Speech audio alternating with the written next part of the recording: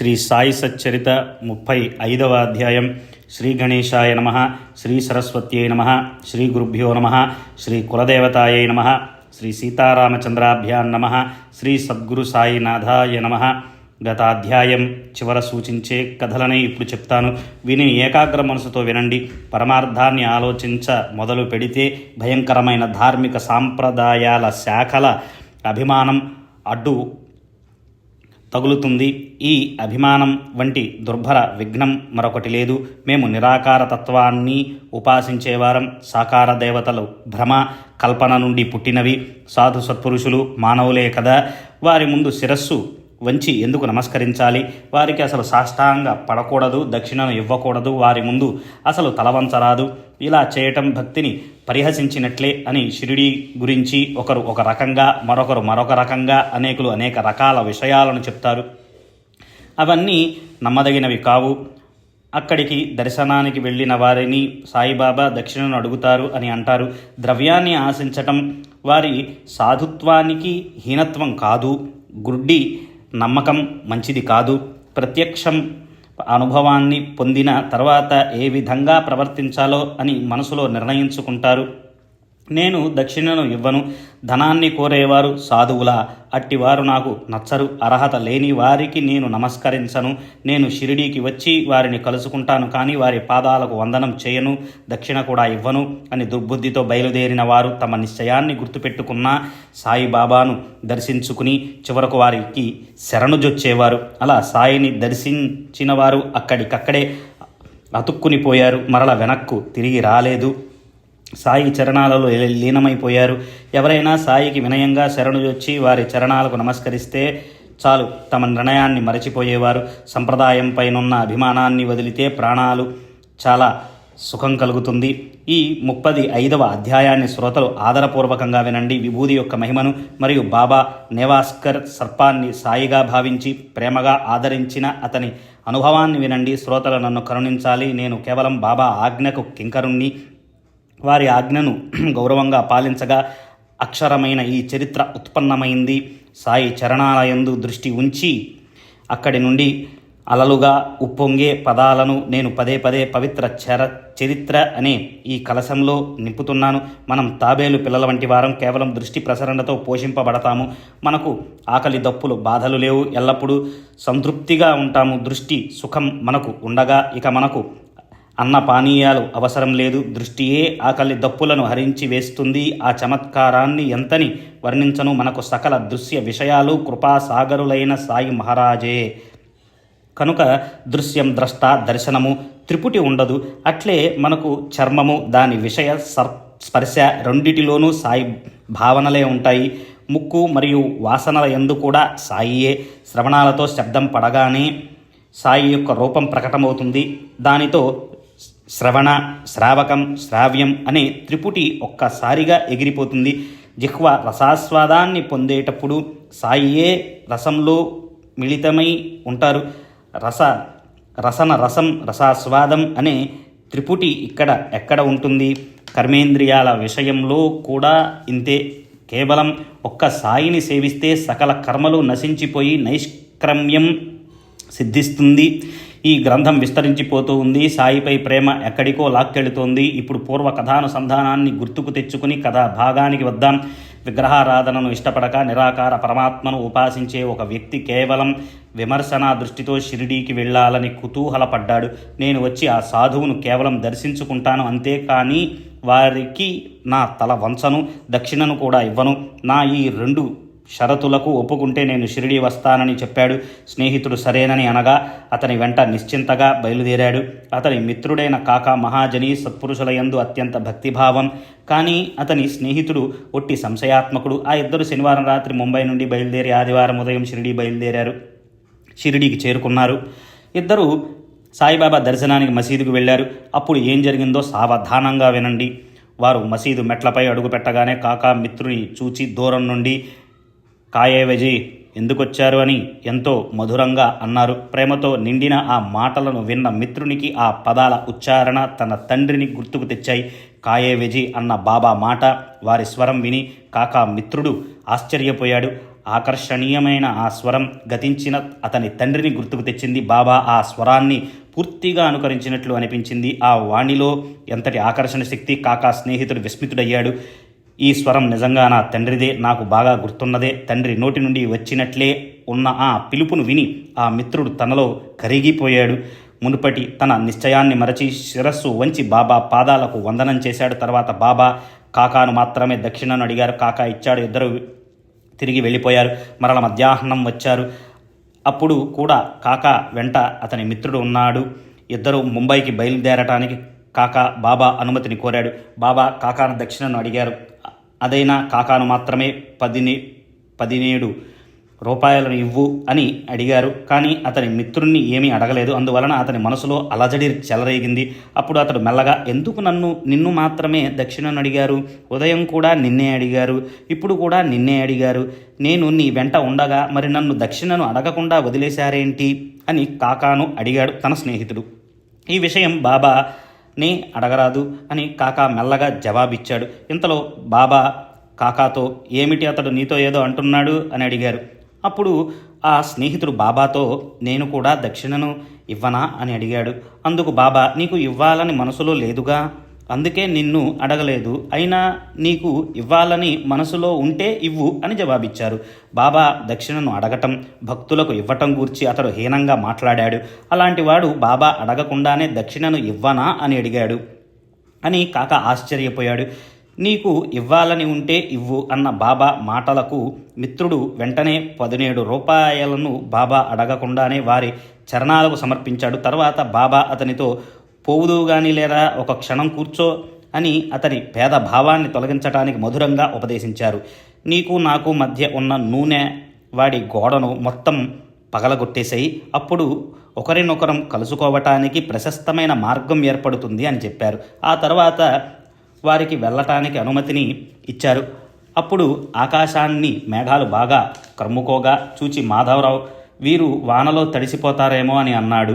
వారిని నిశ్చింతగా వెళ్ళనివ్వు, దారిలో వర్షం పట్టుకుంటుందన్న భయం ఏమీ లేదు అని బాబా చెప్పారు. బాబా పాదాలకు అభివందనం చేసి ఆ ఉభయులు బండిలో కూర్చున్నారు. ఆకాశంలో మెరుపులు మెరుస్తున్నాయి. పెనుగాలి వీస్తోంది. గోదావరిలో నీరు బాగా నిండుగా ఉంది. ఆకాశాన ఉరుములు ఉరుముతున్నాయి. వారు నదిని నావలో దాటవలసి వచ్చింది. బాబా యొక్క ధైర్య వచనాలపై కాకాకు పూర్తి విశ్వాసం. కానీ అతని స్నేహితుని అనుమానం, ప్రయాణం సాఫీగా సాగుతుందా, అనవసరంగా బయలుదేరాం, దారిలో కష్టాలు పడతామేమో అని చింత. కానీ వారు సుఖంగా వెళ్లి రైలు బండిలో ప్రవేశించాక మేఘాలు బాగా వర్షించాయి. నిర్భయంగా వారు ముంబై చేరారు. కాకా స్నేహితుడు ఇంటికి వెళ్లి కిటికీ తలుపులు తెరచి చూడగా గదిలో చిక్కుకున్న పిచ్చుకల్లో 2 పిచ్చుకలు చచ్చిపడి ఉన్నాయి. ఒకటి మాత్రం ఎగిరిపోయింది. ఆ దృశ్యాన్ని చూచి అతనికి చాలా బాధ కలిగింది. ఆహారం లేక పాపం వాని ప్రాణాలు పోయినాయి. నేను షిరిడి బయలుదేరినప్పుడు కిటికీలను తెరచి ఉంచి ఉంటే అవి చచ్చిపోయేవి కావు. నా మూలంకంగా అవి చచ్చిపోయాయి. ఇప్పుడు ఎగిరిపోయిన దానికోసమే బహుశా బాబా ఆతురతతో ఇవాళ తిరిగి రావటానికి సమ్మతించారు. లేకపోతే ఇది కూడా చచ్చిపోయేది. ఆహారం లేకపోతే ఎలా బ్రతుకుతుంది? వాటి ఆయువు తీరిపోయింది. ఈ గతి పట్టింది. కానీ ఒక్కటి బ్రతికే ఉంది అని తలపోశాడు. ఇతని యొక్క మరొక అనుభవం ఇది కూడా వినటానికి ఇంపుగా ఉంటుంది. ఇతడు ఎన్నో నెలలు కాలి మడమలలో నొప్పితో, బాధతో ఎంతో కష్టపడుతూ ఉన్నాడు. ఈ జబ్బును షిరిడీకి వెళ్ళాక ముందు ఎన్నో నెలలు అనుభవించాడు. షిరిడీ నుండి తిరిగి వచ్చాక ఏ నొప్పి లేదు. తర్వాత త్వరలో జబ్బు పోయింది. ఇటువంటిదే మరొక కథ. సత్పురుషులను శోధించాలనే ఉద్దేశంతో వెళ్ళి మనసులో లేకున్నా వారి చరణాలపై శిరస్సు వంచవలసి వచ్చిన విషయాన్ని వినండి. అట్లే లోభం అడ్డు తగలటం వలన దక్షిణను ఇవ్వాలని లేకున్నా తమ దృఢ నిశ్చయాన్ని వదిలి ఎలా దక్షిణను ఇస్తారో వినండి.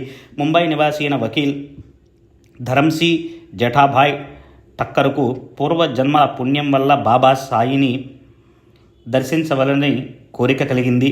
కాకా మహాజని యజమాని ఇతడే. ఇద్దరికి బాగా పరిచయం.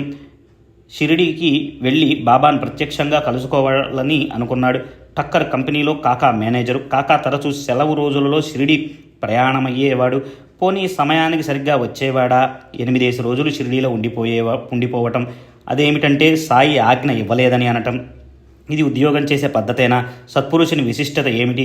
నాకు ఈ ఆడంబరాలు నచ్చవు అనుకుని సాయి అంతును తెలుసుకోవాలి అని హోళీ పండుగ సెలవుల్లో సేటు బయలుదేరాడు. శరీరంలోని దురహంకారం మరియు ఐశ్వర్య గర్వంతో సేటు సత్పురుషులు మానవ మాతృలే కదా, ఎందుకు వారికి తలవంచాలి అని తలచాడు. సాయిబాబా యొక్క స్థాయిని గని పండితులు విద్వాంసులు వారి ముందు మోకాళ్ల మీద నిల్చుంటారు. అలాంటప్పుడు ఈ ధరంసి ఎంతటివాడు? అతని నిశ్చయం ఏపాటిది? అంధ విశ్వాసం మంచిది కాదు, కానీ స్వయంగా పరీక్షించుకుందామని తనలో నిశ్చయించుకుని షిరిడీకి బయలుదేరాడు. ఇది వరకు వర్ణించిన ఒక స్నేహితుని వలె ధరంసి కూడా కాకాను వెంట పెట్టుకుని బయలుదేరుతూ కాకాతో, నీవు షిరిడీకి వెళితే అక్కడే ఉండిపోతావు, ఈసారి అలా కుదరదు, నా వెంట తిరిగి వచ్చేయాలి, బాగా గుర్తుంచుకో అని చెప్పాడు. అందుకు కాక అది నా చేతులలో లేదు అని అన్నాడు. అప్పుడు ధరంసి దారిలో తోడుగా మరొకరిని వెంట పెట్టుకుని వచ్చాడు. కాక తనతో తిరిగి పోతేనో దారిలో ఎవరైనా తోడు లేకపోతే కుదరదు కనుక మరో మూడో వ్యక్తిని తీసుకుని ఆ ముగ్గురు షిరిడీకి బయలుదేరారు. ప్రపంచంలో సహృదయులైన భక్తులు అనేక రకాల మంది ఉంటారు. అటువంటి భక్తుల సంశయాలను తొలగించడానికి బాబా వారిని ఏరి పట్టుకు వస్తారు. ఆ భక్తులు తిరిగి వెళ్ళిపోయి తమ అనుభవాలను ఇతరులకు చెప్తారు, లేదా ప్రజలను మంచి మార్గంలో పెట్టడానికి ఎవరితోనైనా వ్రాయిస్తారు. తాత్పర్యం, బాబా వద్దకు ఎవరు వెళ్ళినా వారి దర్శన సుఖంతో తృప్తిని పొందుతారు. వారి మనోవృత్తి తొలుత ఎలా ఉన్నా చివరకు పరమానందాన్ని పొందుతుంది. పరీక్షించాలనే కోరికతో తమంతట తాము వెళుతామని ఎవరైనా అనుకోవచ్చు, కానీ అది విచిత్రంగా ఉంటుంది. వారు వెళ్ళి బాబా ఉద్దేశాన్ని సాధిస్తారు. ఎవరైనా బాబా స్ఫూర్తినిచ్చినప్పుడే కాలు బయట పెట్టగలరు. వారి స్వాభావికమైన మనోవృత్తి జాగృతం చేసి బాబా వారిని పరమార్థంలో ప్రవేశపెడతారు. బాబా కౌశలాన్ని ఎవరు తెలుసుకోగలరు? తెలుసుకోవాలని ప్రయత్నిస్తే దుర్దశ పాలవుతారు. కానీ అహం భావాన్ని వదిలి వారి పాదాల వద్ద పొర్లితే సుఖాలను పొందుతారు. దేవతల వద్దకు, గురువు వద్దకు, బ్రాహ్మణుల వద్దకు వెళ్ళినప్పుడు రిక్తహస్తాలతో వెళ్ళకూడదని కాకా దారిలో 2 సేర్ల ద్రాక్ష పళ్లను కొన్నాడు. గింజలు లేని ద్రాక్ష పళ్ళు ఉంటాయి, కానీ అప్పుడు దొరికిన గింజలున్న ద్రాక్ష పళ్ళనే కొన్నాడు. మాట మంతి ముచ్చటించుకుంటూ ఆ ముగ్గురు షిరిడీ చేరుకుని బాబా దర్శనానికి మసీదుకు వెళ్ళారు. భక్తుడు బాబా సాహెబ్ తర్కడ్ కూడా అక్కడ ఉన్నాడు. అతనిని ధరంసి సేటు జిజ్ఞాసతో ప్రశ్నించినది వినండి. ఇక్కడ ఏం విశేషం ఉంది, మీరెందుకు వచ్చారు అన్నాడు. బాబా దర్శనానికి తర్కడ్ చెప్పాడు. ఇక్కడ చమత్కారాలు జరుగుతాయన్న వార్త విన్నానే అని సేటు అన్నాడు. తర్కడ్ అతనితో, నాకు చమత్కారాలు చూడాలని కోరిక లేదు. ఎవరి మనసులో ఏ కోరికతో ఉంటారో అవి ఇక్కడ సిద్ధిస్తాయి అని చెప్పాడు. కాక బాబా పాదాలయందు శిరస్సు నుంచి వారి చేతికి ద్రాక్ష పళ్లను అందించాడు. భక్త బృందం అక్కడ బాగా కూడి ఉంది. బాబా వారికి పళ్లను పంచటం మొదలుపెట్టారు. ఇతరులతో పాటు ధరంసీకి కూడా బాబా కొన్ని పళ్లను ఇచ్చారు. అతనికి గింజలు లేని పళ్ళే ప్రీతి, గింజలు ఉన్నవి ఇష్టం లేదు. ఆ ద్రాక్ష పళ్ళంటే అతనికి విసుగు. ఆదిలోనే హంసపాదుల ఆరంభంలోనే ఇదో సమస్య. ఆ పళ్ళను ఎలా తినాలి అన్న కష్టం వచ్చింది. వానిని తిరస్కరించడం లేడు. పైగా ద్రాక్ష పళ్ళను కడగకుండా తినకూడదని డాక్టర్ చెప్పాడు. తాను మాత్రం కడుక్కోవటం బాగుంటుందా అని మనసులో అనేక రకాల ఆలోచనలు.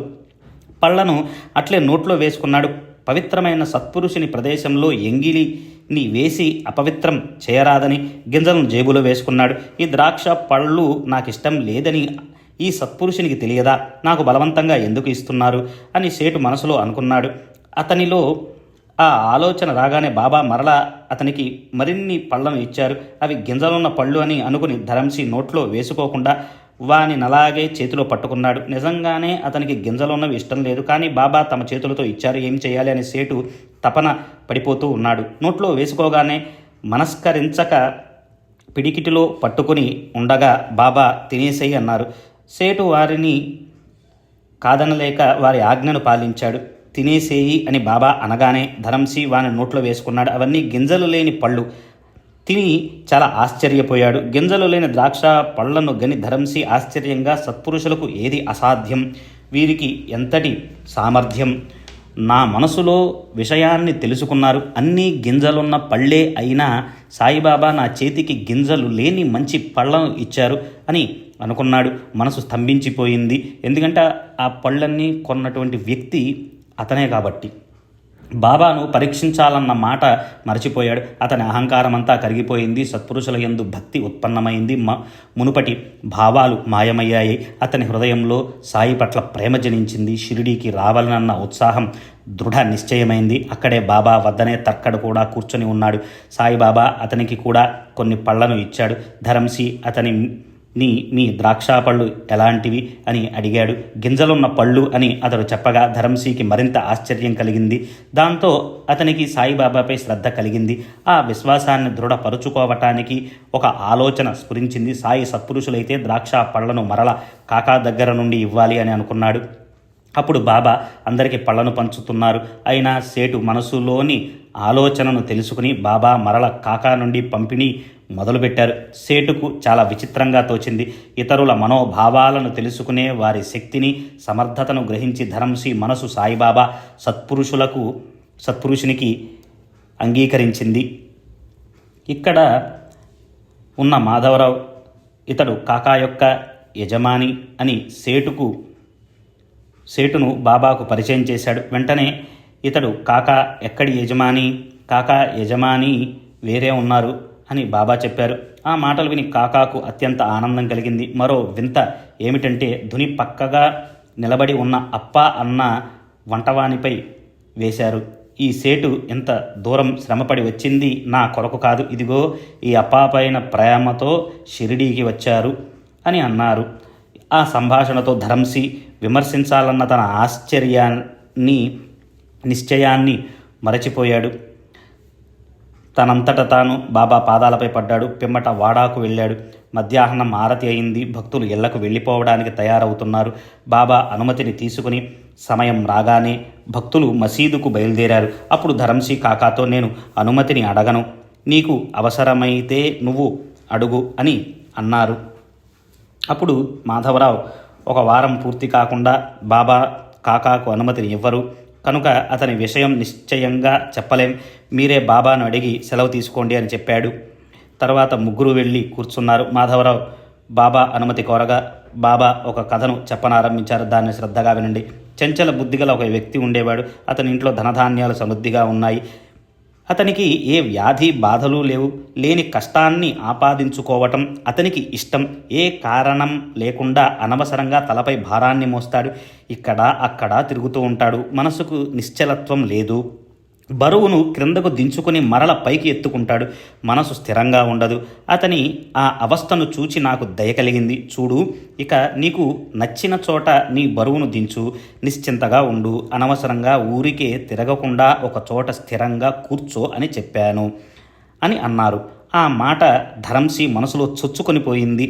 ఆ మాటలు తన గురించే అని గ్రహించాడు. ఎంతో వైభవమున్నా ధరంసి ఏ కారణం లేకుండానే ఎప్పుడూ చింతిస్తూ ఉండేవాడు. అనవసరంగా బాధపడేవాడు.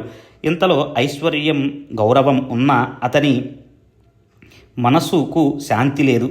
లేనిపోని గొప్ప దుఃఖాలను కల్పించుకుని ఎప్పుడూ వానిలోనే మునిగి ఉండేవాడు. బాబా నోటి నుండి తన కథను విని సేటుకు పరమాశ్చర్యం కలిగింది. అరే, ఇది నా యొక్క మనసులోని పరిస్థితి అని బాగా శ్రద్ధగా విన్నాడు. కాకా తిరిగి వెళ్ళటానికి బాబా అత్యంత త్వరగా అనుమతిని ఇవ్వటం ఆశ్చర్యమైన ఘటన.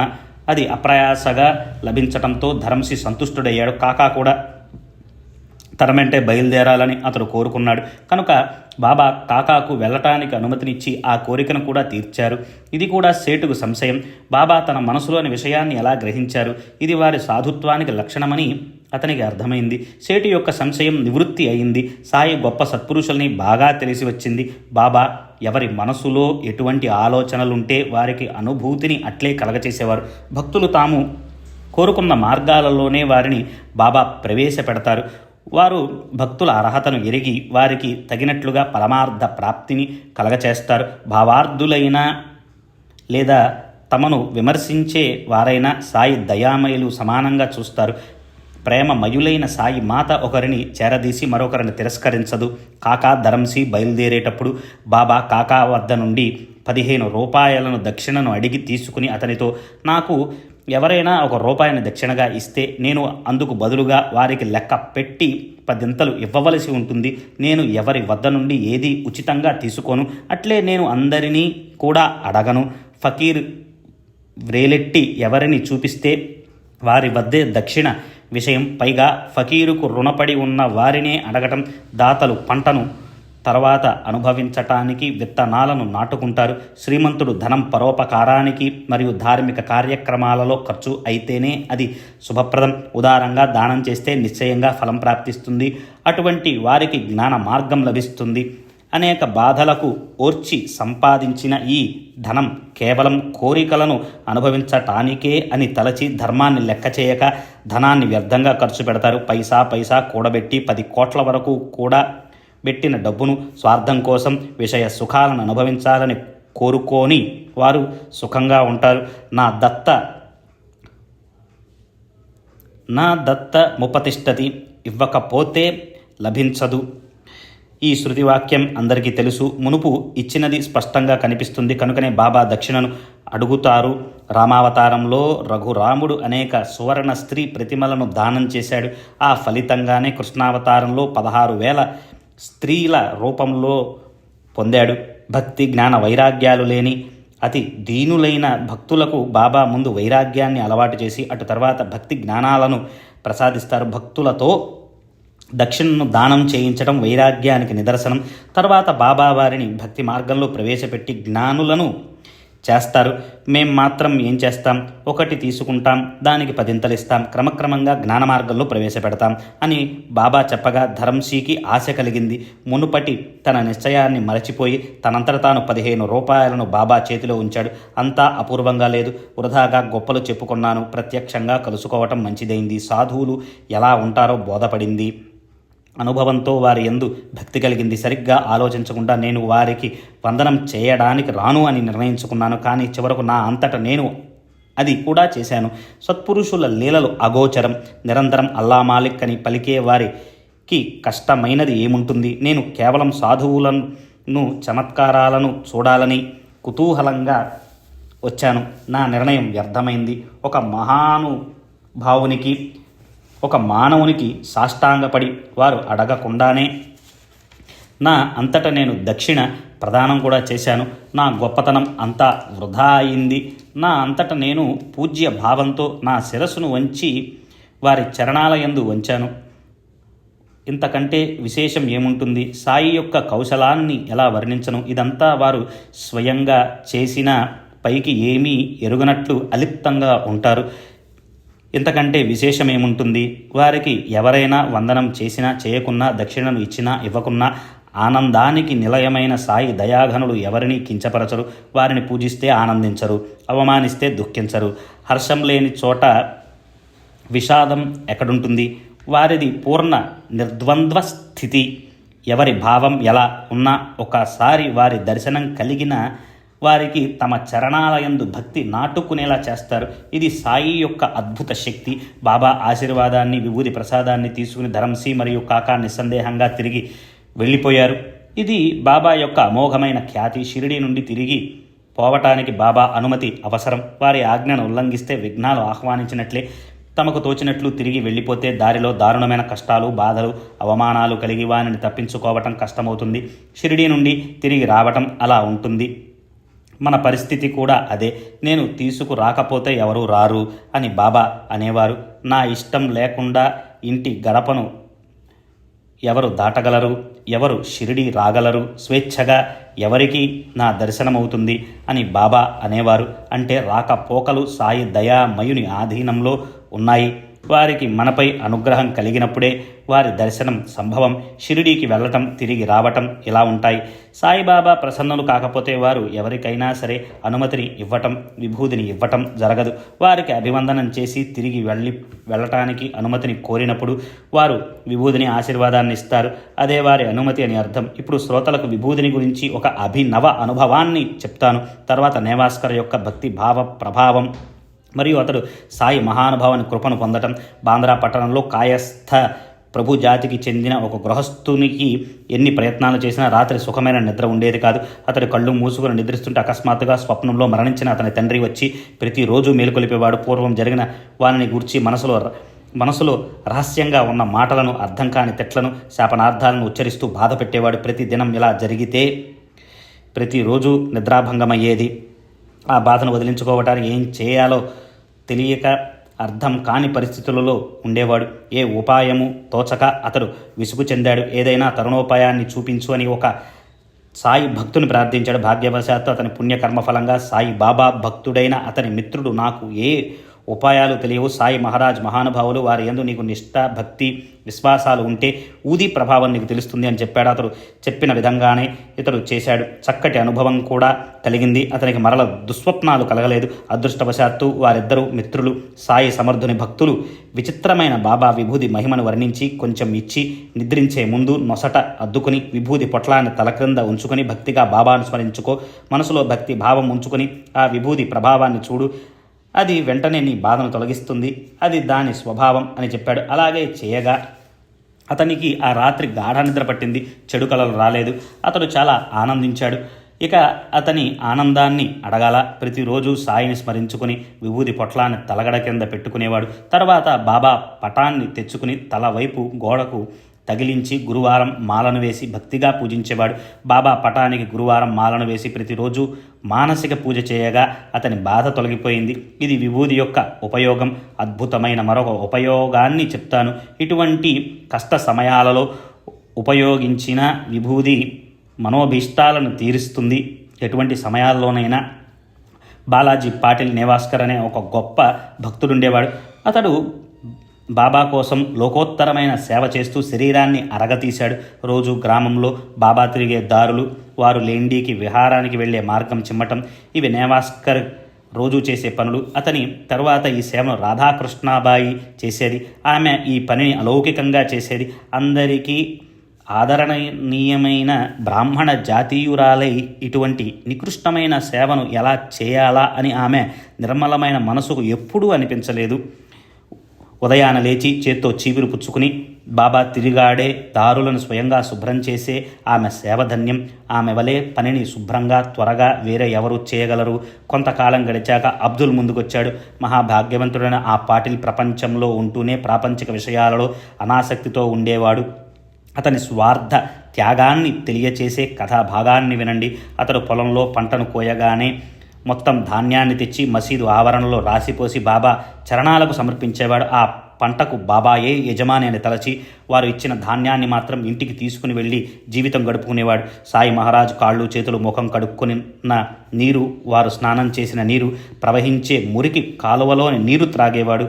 ఆ నేవాస్కర్ ఉన్నంత వరకు ఈ నియమం ఆగకుండా అలాగే జరిగేది. తర్వాత అతని పుత్రుడు కూడా కొంచెం తండ్రికి వలనే చేసేవాడు. అతడు కూడా ఎప్పుడు బాబాకు ధాన్యాన్ని పంపేవాడు. ఆ జొన్న రొట్టెలు సాయి మహారాజ్ తమ సమాధి వరకు రోజు 4 వేళలా తినేవారు. ఒకసారి ఏం జరిగిందంటే బాలా పాటిల్ శ్రాద్ధం వచ్చింది.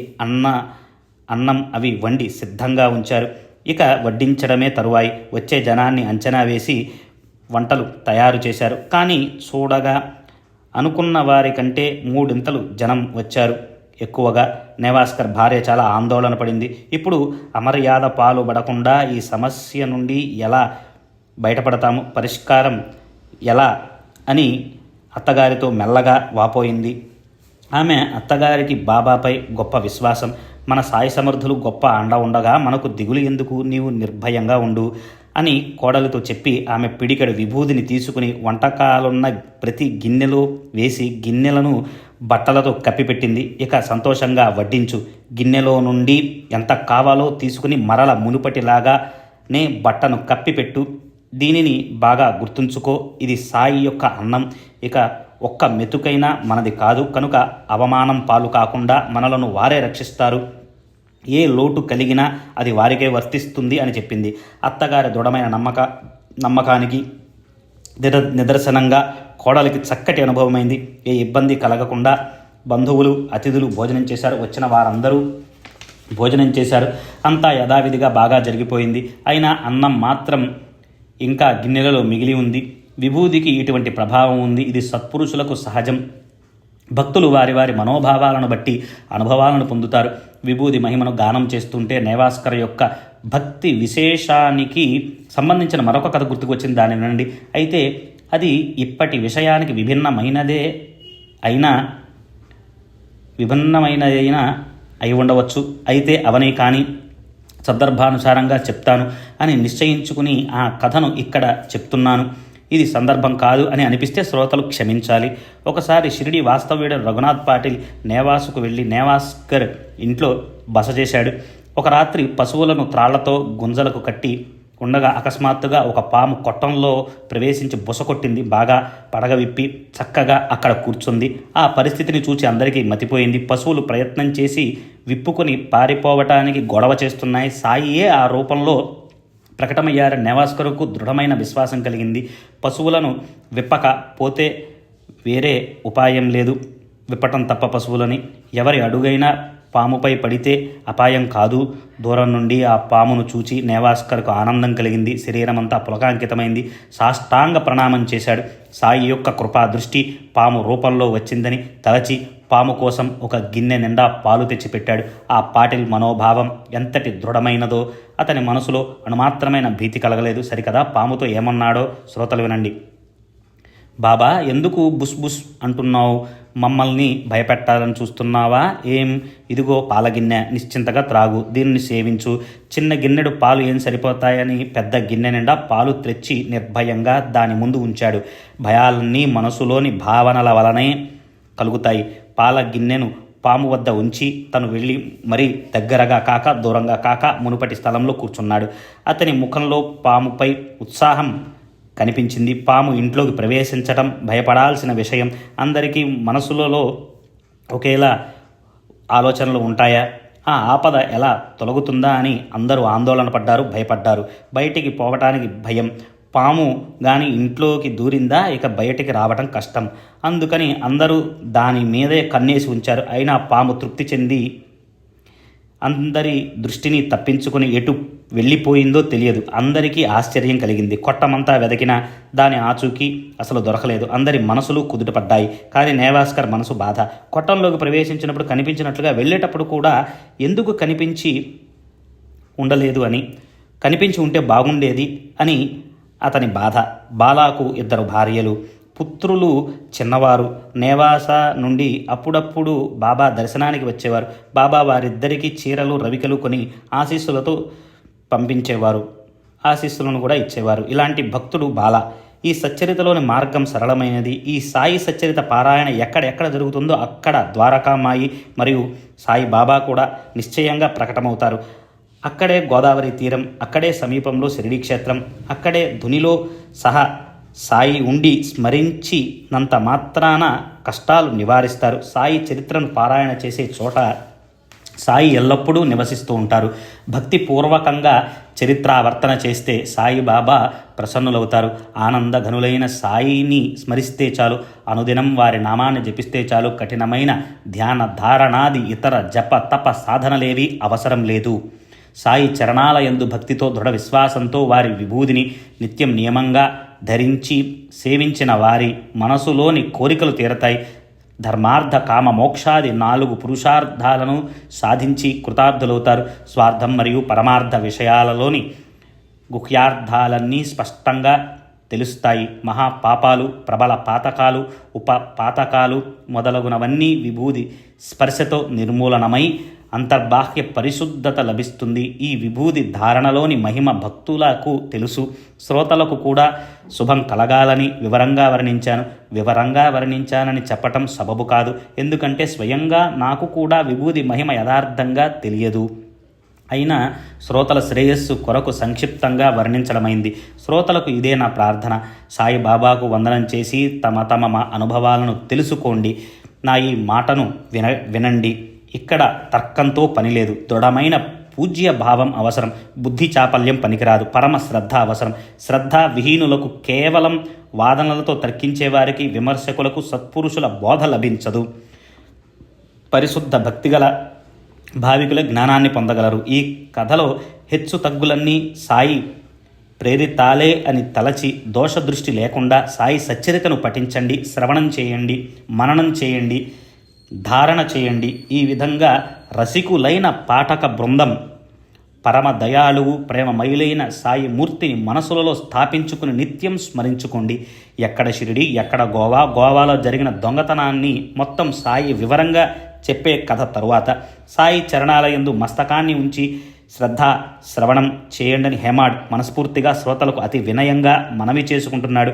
స్వస్తి శ్రీ సంత సజ్జన ప్రేరితము భక్త హేమాడ్ పంత్ విరచితము అయిన శ్రీ సాయి సమర్థ సచ్చరితంలో చికిత్సా ఖండనం విభూది మండలమను 35వ అధ్యాయం సంపూర్ణం. శ్రీ సద్గురు సాయి నాథార్పణమస్తు. శుభం భవతు.